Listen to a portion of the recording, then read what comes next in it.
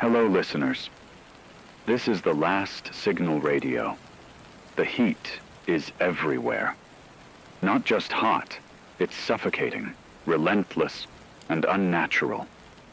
Temperatures have soared past any historical record.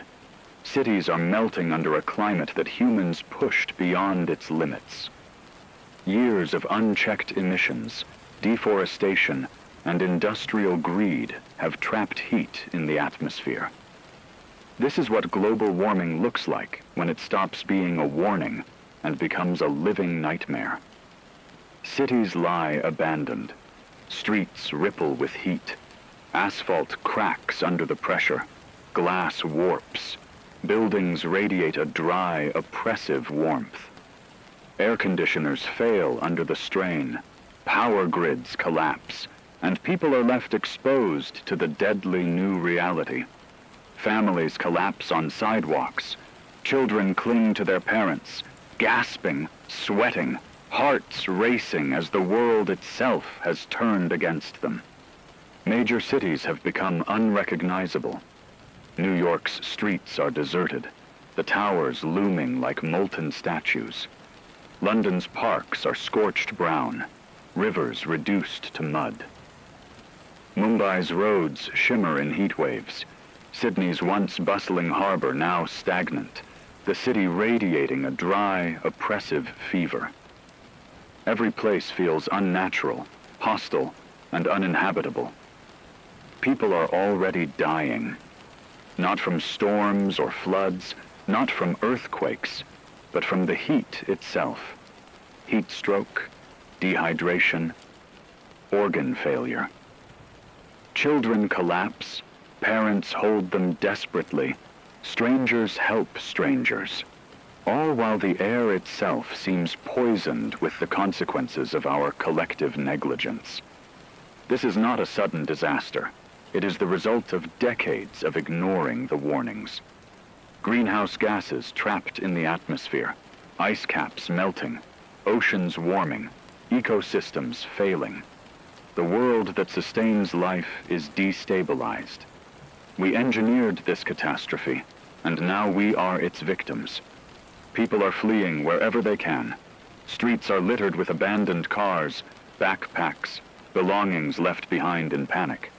They move toward underground shelters, hoping the earth itself can provide relief from the heat that now dominates the surface. But even underground, the temperature rises, tunnels radiate heat, and panic spreads faster than anyone can escape. And still, even now, some move, some resist, some fight for life.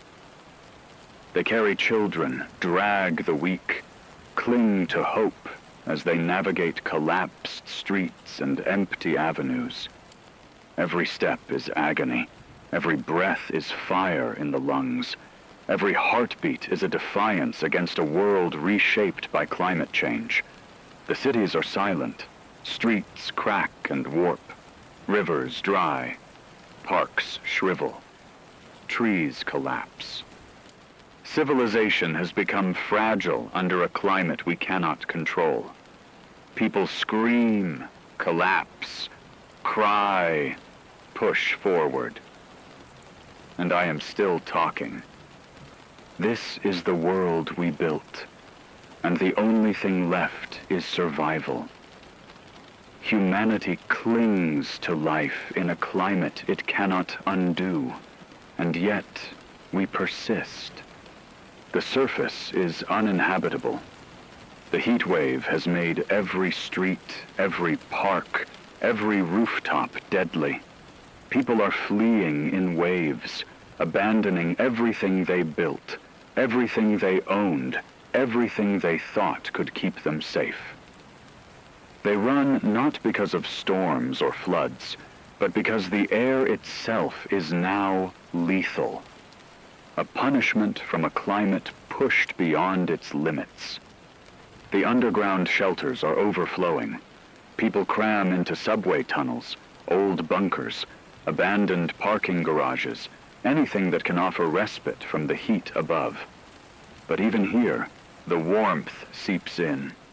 The walls radiate heat. The air is stale, thick with sweat, fear, and desperation. Hundreds of people pressed together, children crying, elders gasping, strangers shoving for space, the tension almost as unbearable as the heat outside. I can hear it all. The groans, the whispered curses, the frantic calls of parents searching for children in the chaos. Some scream at the world for what it's done, for the decades of warnings ignored, for the choices that led us to this inferno. Others sit in silence, staring at the concrete walls, clutching whatever they could carry. A water bottle, a blanket, a photograph. Water is already scarce. Some have come prepared with bottles. Some have nothing. Arguments flare over every drop. Mothers shield their children fiercely. Strangers fight for scraps. People collapse in corners, barely able to move, their bodies shutting down under the relentless heat that even the underground cannot fully block. The shelters are a labyrinth of desperation. Makeshift barricades, stacks of debris, old furniture pressed together to form fragile barriers between strangers. The air is thick, suffocating. The only sounds the cries of the weak, the grunts of the exhausted, the whispered prayers of those too afraid to scream. Heat stroke doesn't wait. Dehydration doesn't negotiate.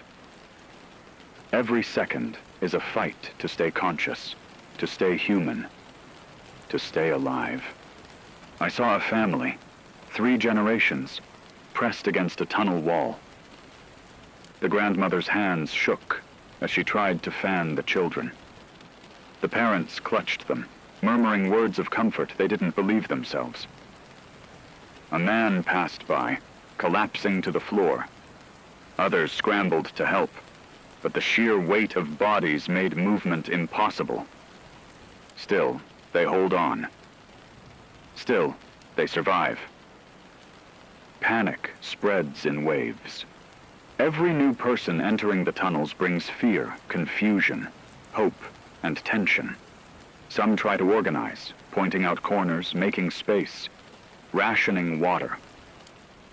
Others resist, shouting, pushing, arguing. The heat outside may have forced them underground, but the human struggle continues within the walls. Even the underground is not safe. Emergency systems fail. Old ventilation barely works. Temperatures rise as more people crowd into the shelters. Sweat drips from every person. Children cry. People gasp. Some hallucinate from exhaustion and heat. Eyes dart at shadows. Breaths quicken. Minds fray. And yet even here, humanity persists. People comfort strangers. Parents shield children. Friends hold each other. Some still find the courage to smile, to joke quietly, to whisper hope in a place that feels almost like a tomb.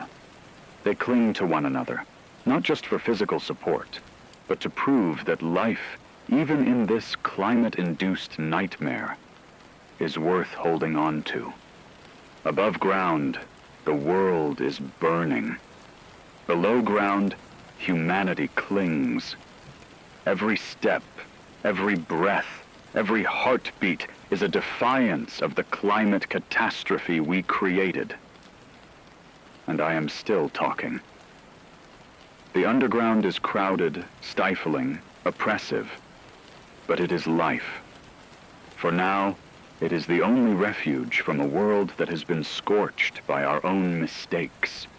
And people, exhausted and desperate, continue to cling to it, one heartbeat at a time. The air is heavy. Not just hot, not just suffocating, but charged with a weight that presses into lungs, chest, mind. Underground, the temperature has climbed beyond expectation.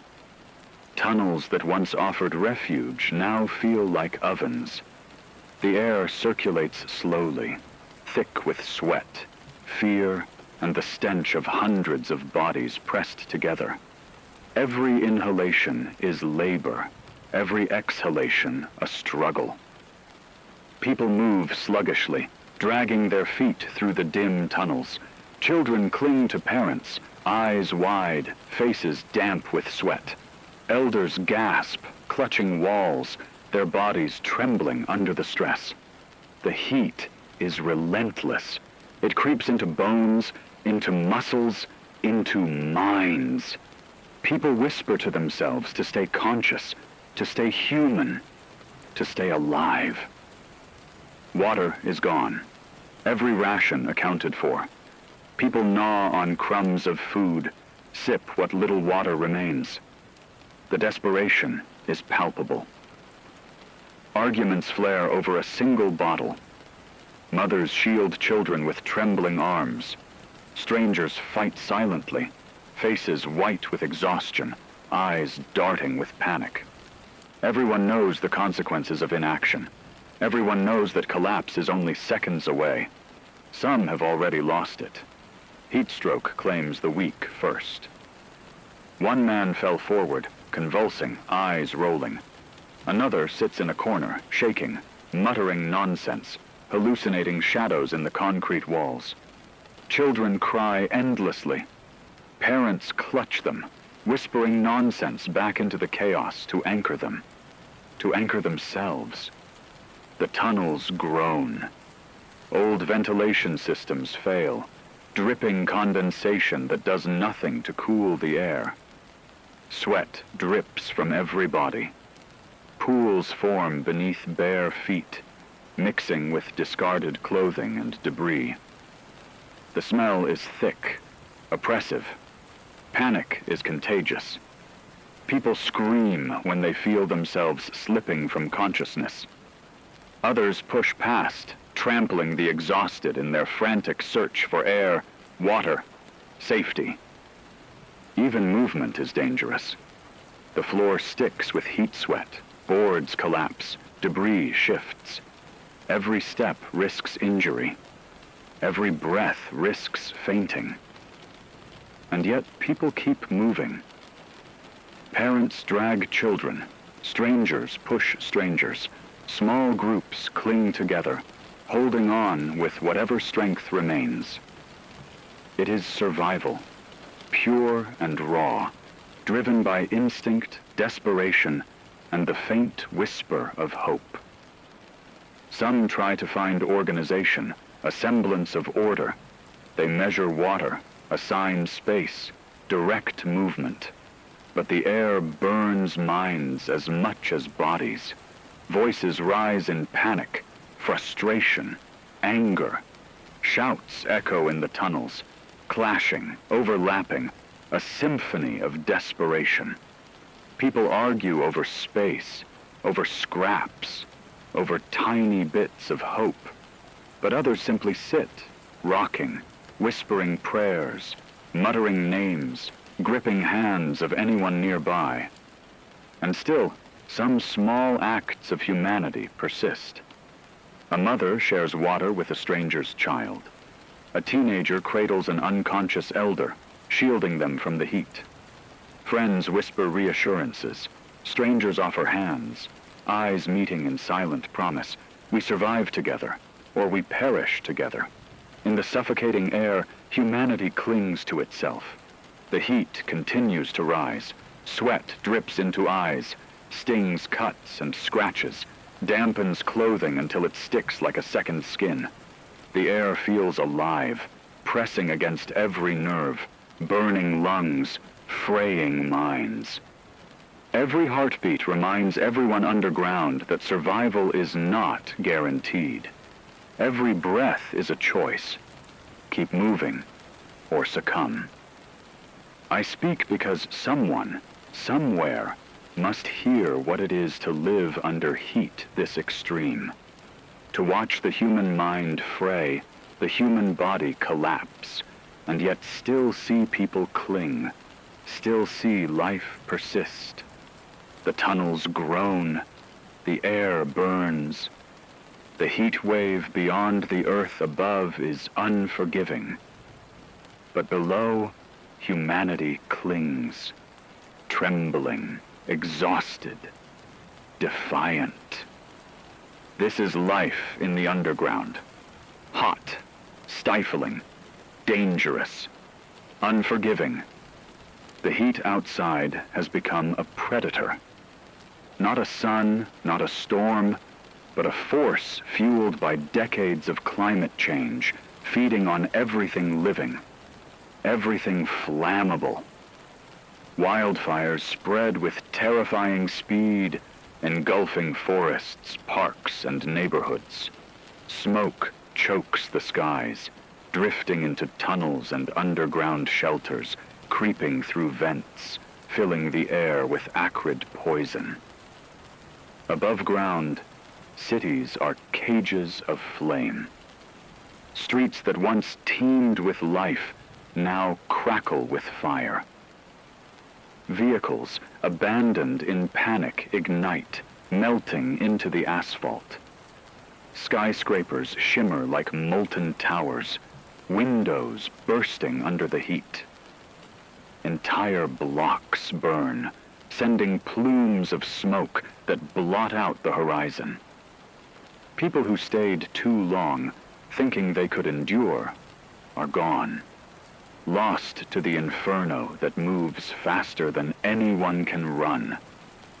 Those still fleeing above ground stumble blindly through smoke. Ash clings to skin and lungs, eyes sting, noses burn. People cough until their throats bleed. Children cry in panic, parents clutching them while dragging others along, desperate to reach a shelter, a cool place, anything that promises life. Underground, the fire hunts them even here. Smoke creeps through cracks, vents, stairwells. The air thickens, lungs strain. People choke, hacking, gagging, gasping for air that isn't there. Heat radiates from the earth itself, driven by the infernos above, pressing into every tunnel, every corridor. The underground is no longer a refuge. It is a crucible, testing every ounce of strength and will. Overcrowding grows worse. Tunnels built for hundreds now hold thousands. Sweat drips from every body. Tempers flare.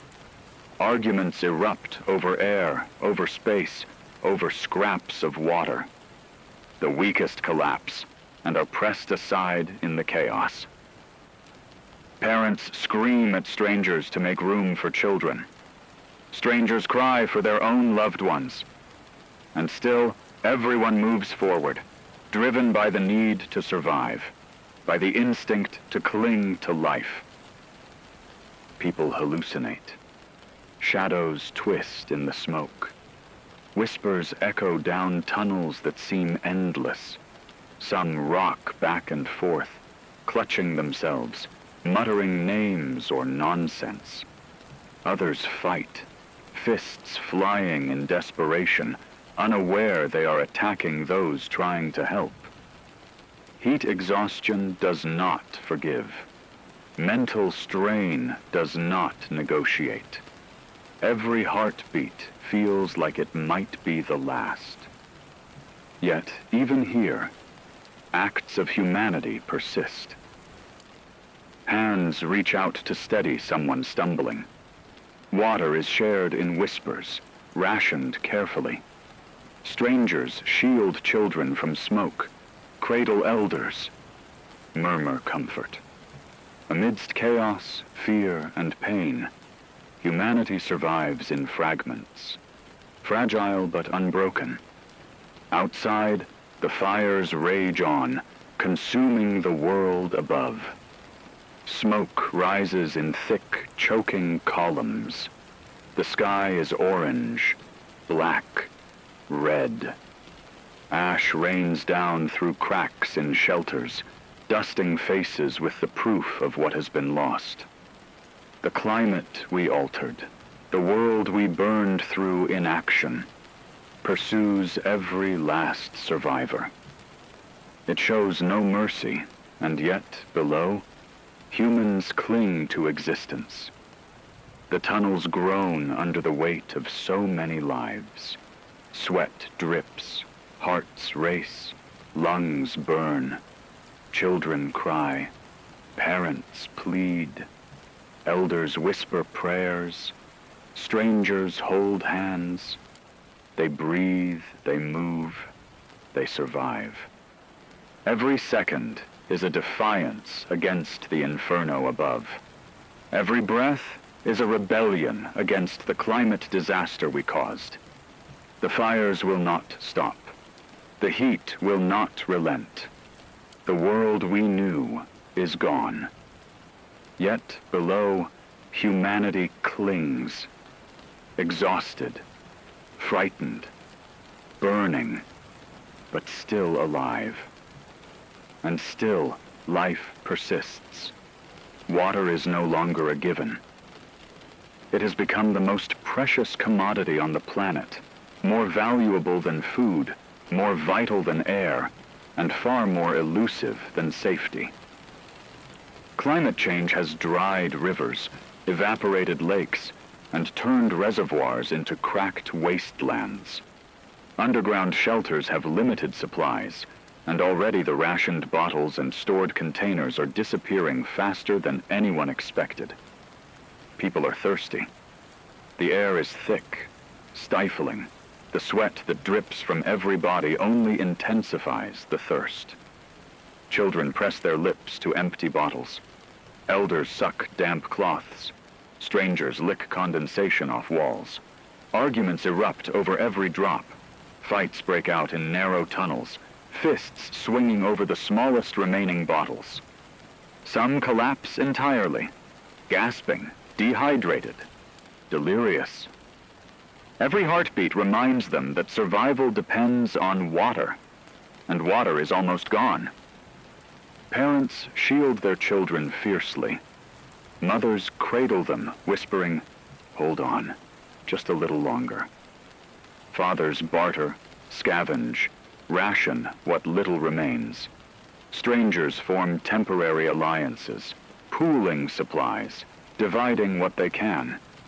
Every gesture is fragile, every cooperation a miracle in the suffocating, desperate tunnels. Some people panic. They hoard, hiding bottles under coats, beneath shoes, beneath anything they can. Others beg, plead, scream for just a sip.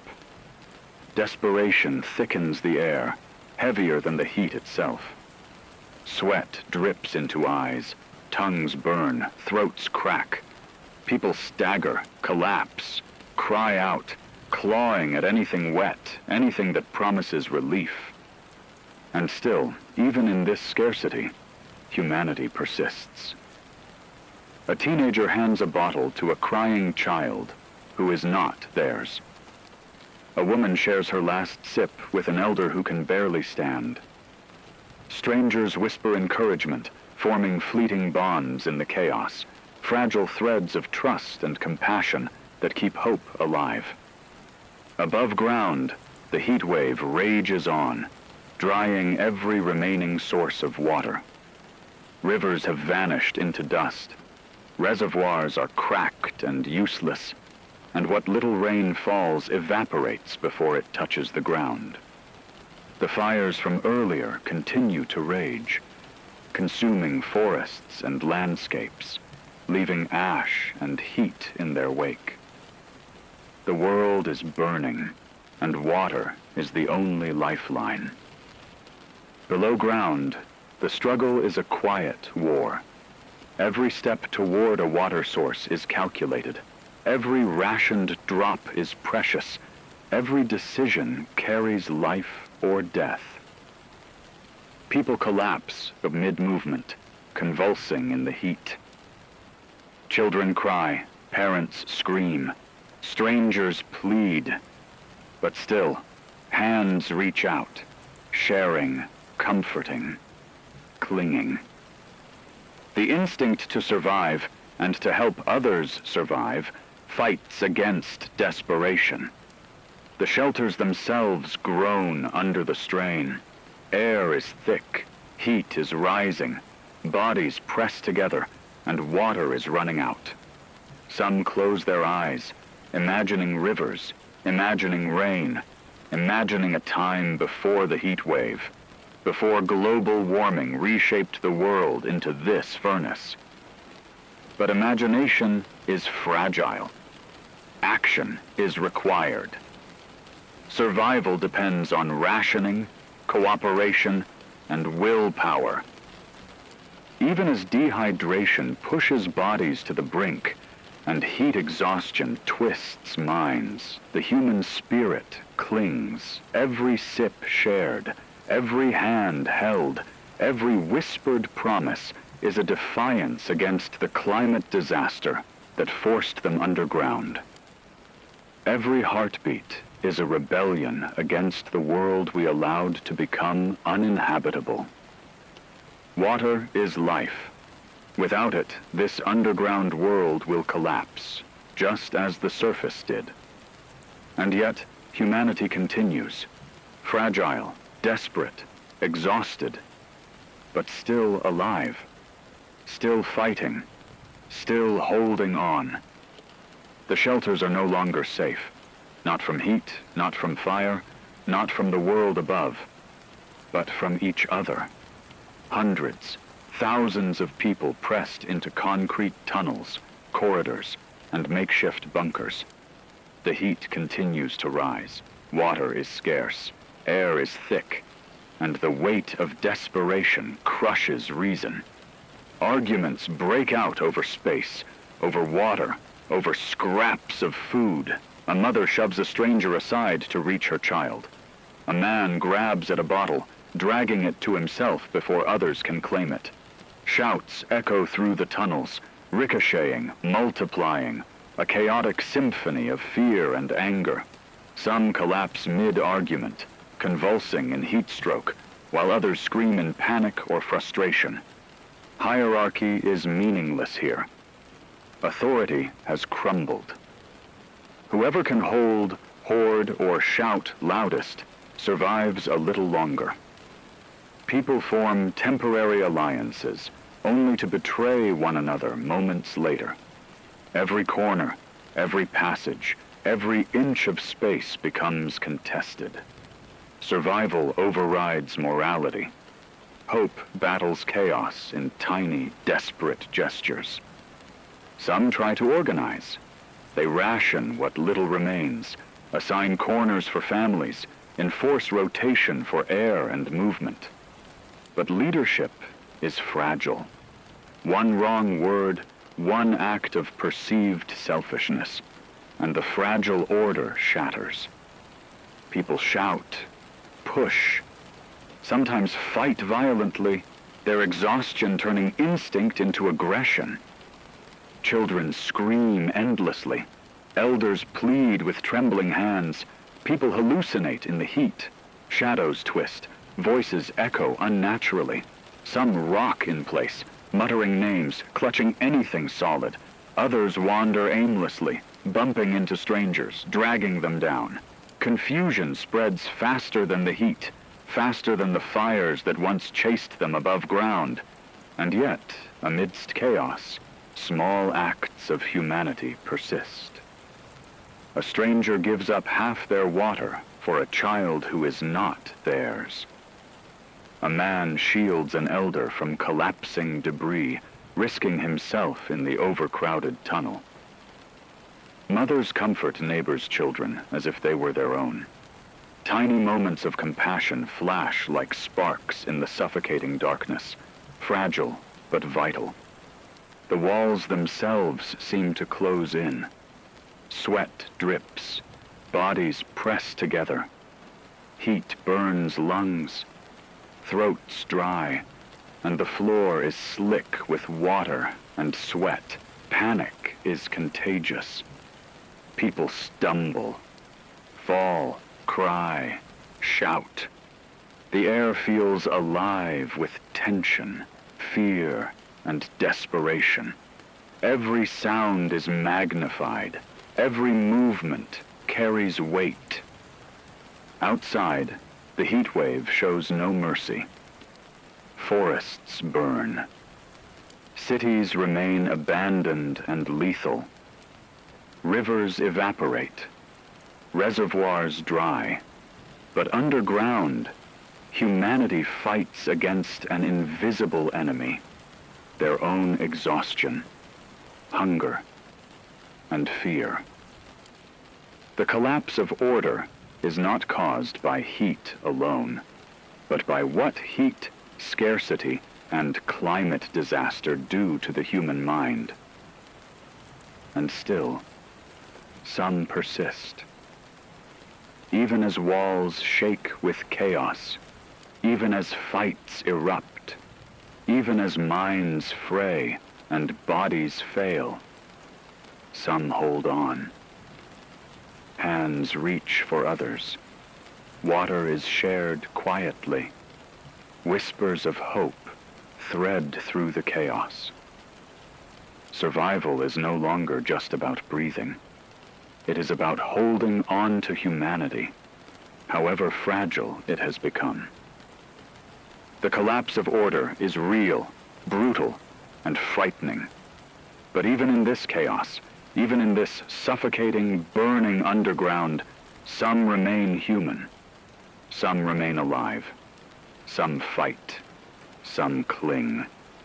And that is the only thing that matters now. Even in the oppressive heat, the mind drifts. When the body can barely move, when the lungs burn and every step is agony, memories surface, small, fleeting, impossible to hold on to. Memories of cool, a breeze brushing across skin, rain dripping from trees, snow falling softly, muffling the world in white, rivers flowing, lakes glimmering, oceans stretching endlessly. The contrast is unbearable, almost cruel, but it is all the survivors have.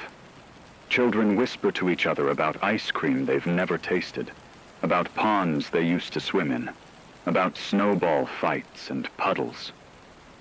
Parents press them close, murmuring that it will return one day, even as they know it may never.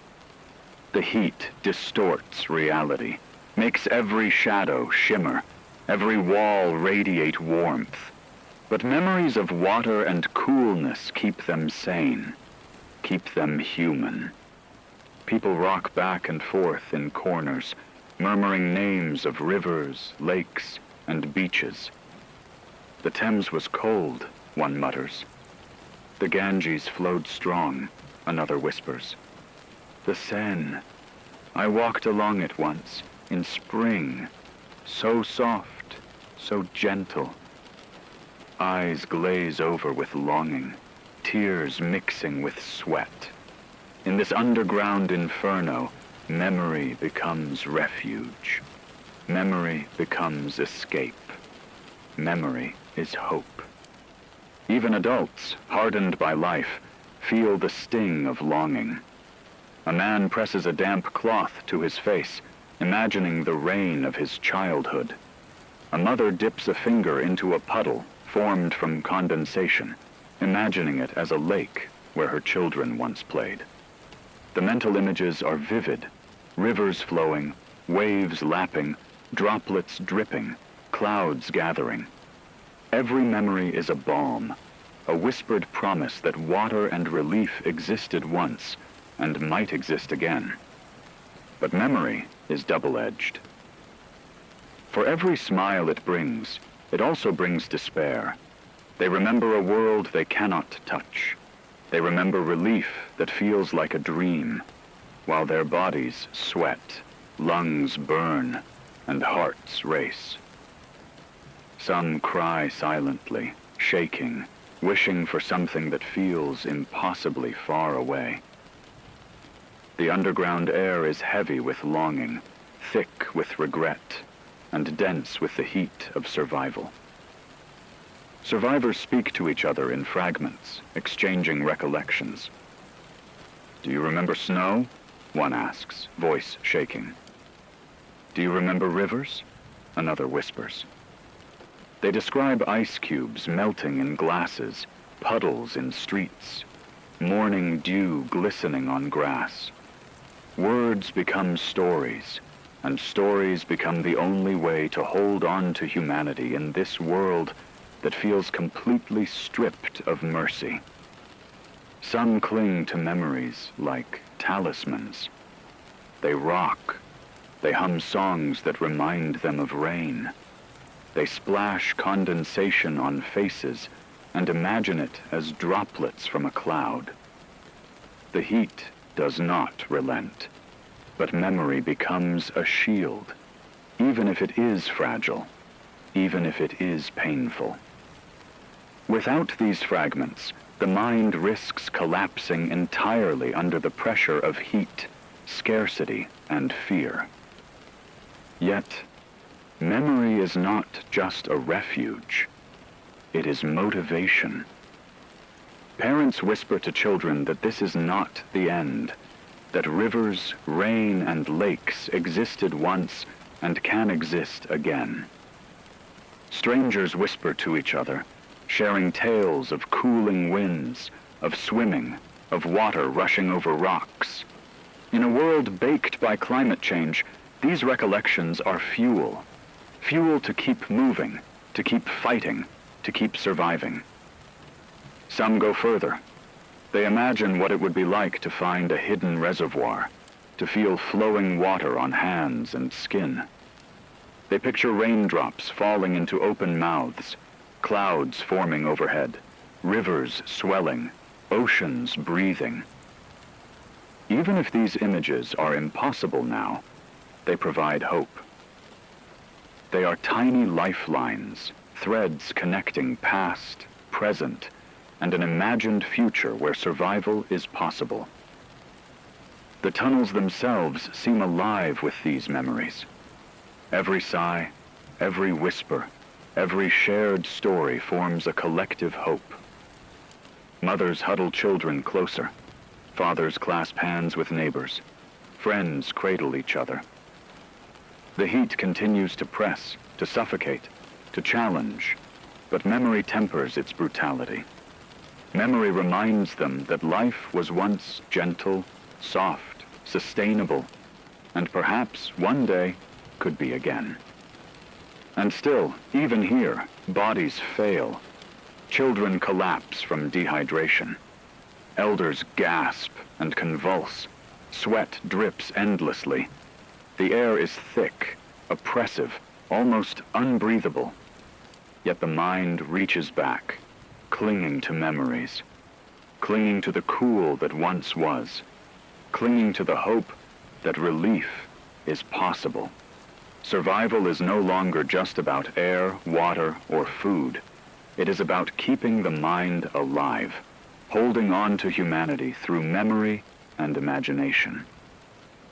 I speak because someone, somewhere, may remember these things too, may recall water, rain, rivers, lakes, oceans, may remember what it feels like to be alive in a world that is not burning. The heat continues. Water is scarce. The tunnels groan under the weight of thousands of desperate lives. Bodies sweat, hearts race, lungs burn. But memory endures. Memory sustains. Memory fuels survival. And somewhere beneath the scorched world, humanity clings, fragile but defiant, to the hope of cool. The heat has become a tyrant. Not just oppressive, not just unbearable, but a force that bends minds, twists reality, and fractures reason. Underground, the tunnels are crowded, stifling, suffocating, and every breath carries the weight of exhaustion and despair. Bodies are failing. Minds are fraying. The line between reality and hallucination is gone. People see things that aren't there. Shadows move in corners. Faces appear in the concrete walls. Children point at things invisible to others, screaming in terror, dragging parents toward imagined relief or danger. Adults rock back and forth, muttering names that no one recognizes, gripping hands that aren't there. The heat drives the mind to chaos, and chaos spreads like wildfire through the tunnels. Arguments erupt over nothing. A man shouts at a friend for stealing a bottle of water that doesn't exist. Mothers scream at children who are already asleep, convinced they are in danger. Strangers attack shadows, fists swinging at the hallucinations the heat has conjured. Every sound is amplified, every movement exaggerated, every heartbeat a drum of panic. People collapse mid-step, delirious, convulsing. The floor is slick with sweat. Children cling to collapsing parents. Elders cling to strangers. Some rock in place for hours, whispering memories of rivers, rain, and cool air, trying desperately to anchor themselves to something real. Others wander aimlessly, drawn by imagined rivers, lakes, or doors that lead to relief that does not exist. Water scarcity makes hallucinations worse. Thirst claws at the mind. Every drop of sweat, every dry throat, every parched mouth feeds illusions. People see fountains where there are none, puddles that shimmer but vanish when reached. They chase the illusion, dragging themselves across tunnels, collapsing when nothing awaits but concrete and heat. And yet, even in madness, fragments of humanity persist. A teenager holds a younger child who has collapsed, whispering nonsense to keep them calm. A woman shields an elder from the press of the crowd, speaking words that are barely coherent but full of care. Hands reach, touch, hold, even when the mind is breaking, the body burning, the tunnels suffocating. Some try to organize, but leadership is fragile. Those who attempt to direct movement or ration water are shouted down, attacked, ignored. Insanity spreads faster than order can take hold. People forget who they are, who they came with, why they are underground. Survival becomes instinctual, primitive, raw. Cling to life. Cling to air. Cling to water. Cling to someone, anyone, to remind them they are human. Children cry endlessly. Elders gasp, trembling.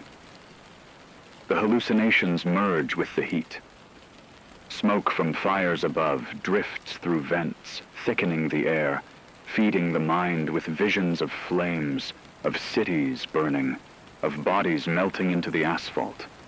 The chaos of the world above mirrors the chaos below, inside the mind.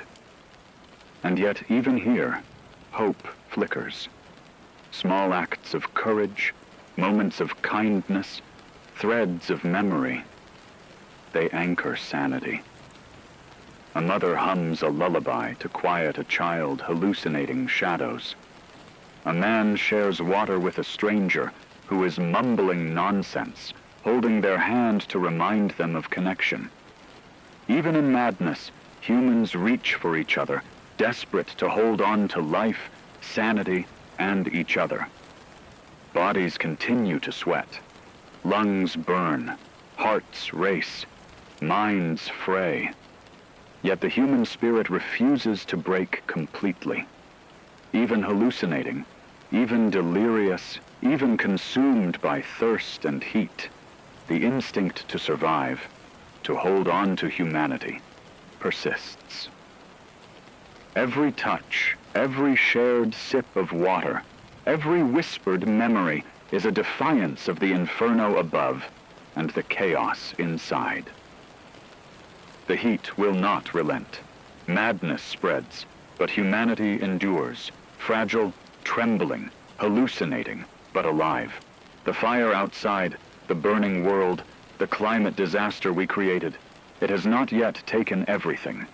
And somewhere in the tunnels, amid screams and delirium, humanity clings, holding on to life and the hope that the madness can end. The heat is relentless. It has clawed into every corner of the underground, turning what was once a refuge into a suffocating cage. The air is thick, heavy, and almost solid with heat and sweat. Every breath is a struggle. Every heartbeat feels like it could stop at any moment. The tunnels groan under the weight of thousands of people, pressed together, bodies trembling, lungs burning, eyes wide with fear and exhaustion. Water is gone. Food is almost gone. The air is barely breathable.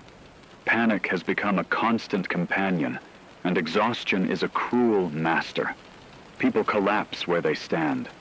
Children slump in parents' arms, staring blankly, their bodies shutting down under the relentless heat.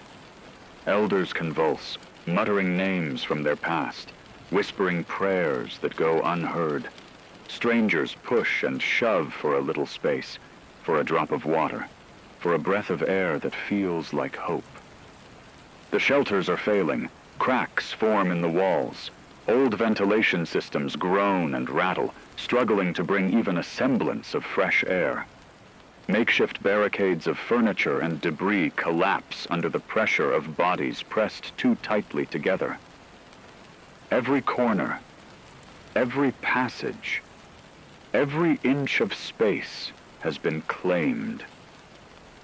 And yet the tunnels seem to shrink with every passing hour, heat radiating from the concrete itself. And above ground, the world is worse.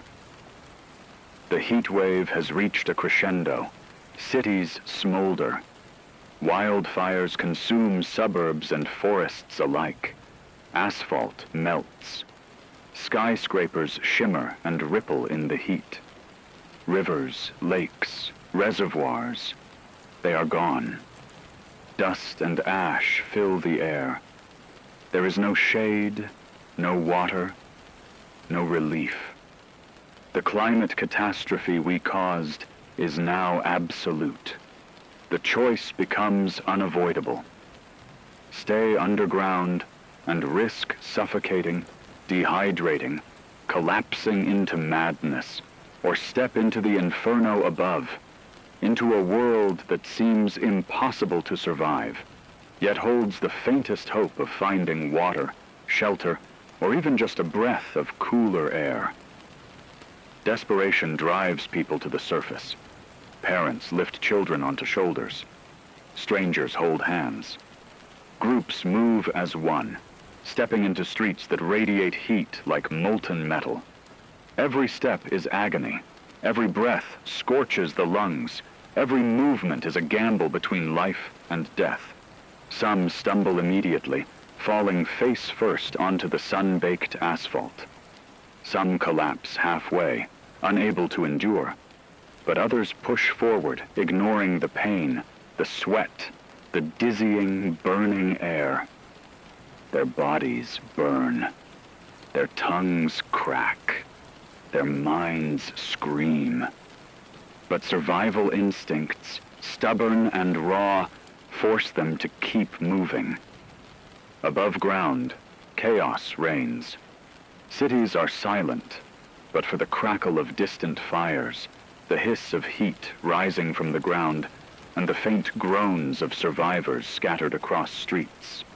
Shadows twist under the distorted light. Ash rains down like snow, coating faces, clothing everything. People stagger through abandoned cars, debris and rubble. They search for anything that might sustain life. Puddles, damp basements, water from broken pipes. But most find nothing.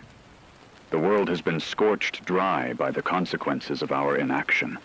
by decades of climate change we ignored. And yet, even in the most unbearable conditions, small acts of defiance persist. A mother lifts a child high to carry them across a street of molten asphalt. A teenager shares a single drop of water with a stranger. Hands reach for each other, support each other, holding on not just to life, but to the fragile spark of humanity. Every heartbeat, every step, every drop of sweat, every cry is a testament to the refusal to surrender. The sun is not mercy. The heat is not negotiation. The air is not forgiveness. Bodies burn, minds fray, people scream, children wail, elders collapse, and still some press forward. The streets are rivers of heat and ash, the city a labyrinth of despair, but the instinct to survive drives them onward. Some find pockets of shade, crumbling buildings, alleyways, collapsed overhangs. Some find puddles, stagnant and muddy, but enough to wet lips and tongues. Some find small groups, holding hands, clinging together for warmth, for comfort, for the reminder that they are still alive. These fragments of relief, though fleeting, are miracles. Small victories in a world that seems otherwise lost. And in these last breaths of day, as the heat peaks, the tunnels above seem to whisper, "Survive, keep moving, hold on." Every heartbeat, every shallow breath, every trembling hand is a rebellion against the world we have allowed to overheat. Humanity is stretched to its limits, frayed, broken, exhausted, but still alive. The last breath of the day is agony. The air scorches. The earth radiates heat like a furnace. The water is gone. Food is gone. Madness lingers at the edges of consciousness. Yet, despite the unbearable, the impossible, the deadly, people continue to move, to breathe, to hold on to life. Survival is raw, painful, chaotic, but it is happening. And somewhere in this scorched world, humanity is still here, still fighting, still hoping. The heatwave is not random. It is the consequence of decades of human activity. The carbon we pumped into the atmosphere, the forests we cut down, the oceans we warmed, and the ice sheets we allowed to melt. Greenhouse gases trapped solar energy that once cycled naturally, tipping the planet into an extreme climate state. Jet streams slowed, high-pressure systems stalled, and what should have been transient heat waves became a permanent furnace. This is what science predicted, what climate models warned us about. And now, humanity has lived through it. Above ground, the world is still scorched, still smoldering, but there are signs that the heat is beginning to stabilize. The global temperature spike that melted rivers and cracked asphalt is plateauing, not because the crisis is over, but because the most vulnerable regions are depopulated. The energy balance is shifting, and the Earth itself is adjusting to the extreme forcing. Small pockets of relief appear. Shadows grow slightly longer in collapsed alleyways. A drizzle falls from clouds that had long been absent, feeding puddles on cracked streets. Survivors emerge, exhausted but alive. Underground shelters are thinning as people risk the surface, driven by desperation and the faint promise of water. Old science textbooks, maps, and technical knowledge come into play. People know where reservoirs might still hold water, where underground aquifers can be accessed, how to purify stagnant puddles with cloth, heat, or improvised charcoal filters. Knowledge becomes survival. Knowledge becomes power. Knowledge becomes hope. Some stumble upon small streams, snowmelt from high elevations, diverted river channels, hidden springs. They drink carefully, rationing each precious drop. The human body, though pushed to the brink, begins to recover. Hydration restores clarity. Blood pressure stabilizes. Organs, though stressed, begin functioning again. The science of survival, thermoregulation, hydration, and careful energy expenditure guides them forward. And it is not just physical survival. Hope takes hold in the mind. Children splash in puddles. Parents laugh softly, tears streaming, amazed that something so simple can bring joy again. Strangers embrace, shaking from exhaustion, realizing they survived what should have been impossible. The psychological relief stabilizes the heart, lowers cortisol levels, restores some cognitive function.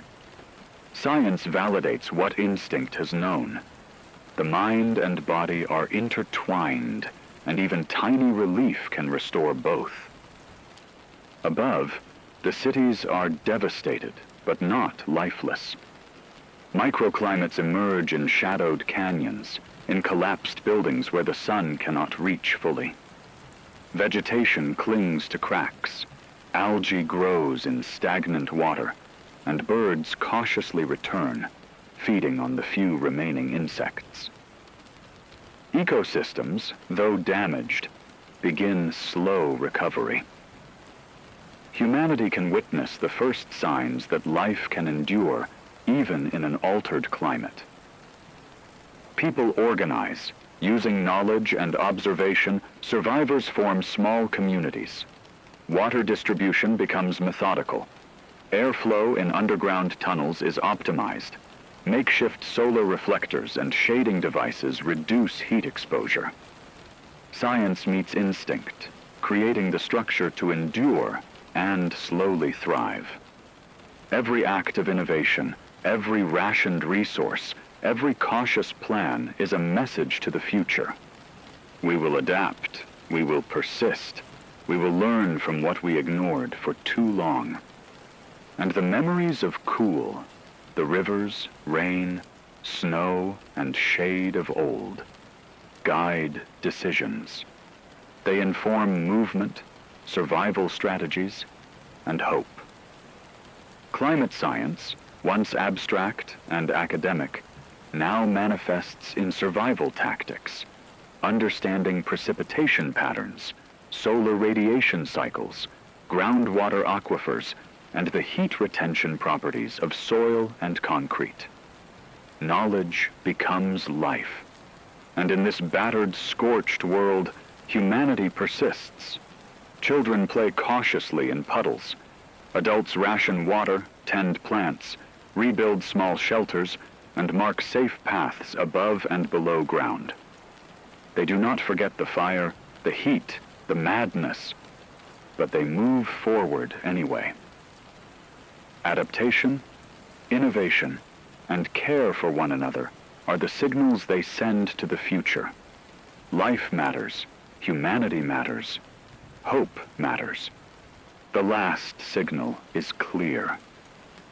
Despite decades of neglect, despite heat waves beyond comprehension, despite fire, dehydration, madness, and exhaustion, humans endure.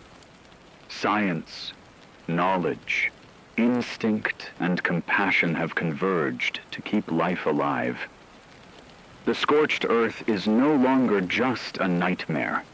It is a crucible in which humanity has been tested and has survived.